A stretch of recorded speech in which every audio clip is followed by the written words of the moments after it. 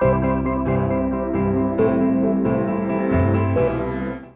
est dans un contexte électoral en ce moment, et ce contexte électoral, il touche deux niveaux d'élection, présidentielle et législative, bien sûr. Et en 2014, nous est tombé un peu sur le coin du nez une nouvelle législation concernant le cumul des mandats nationaux, députés et sénateurs, avec les mandats locaux. Et une loi, cette loi, va entrer en vigueur dans les semaines qui viennent et va avoir une incidence déterminante pour l'exercice des mandats locaux. Les parlementaires vont devoir faire un choix sur l'exercice des mandats qu'ils détiennent.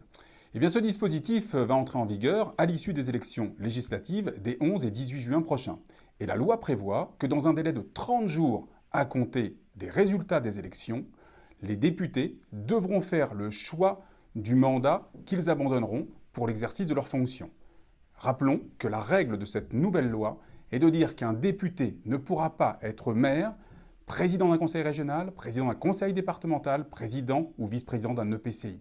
C'est cette loi qui vient limiter et prohiber le cumul d'un mandat national avec un mandat exécutif local.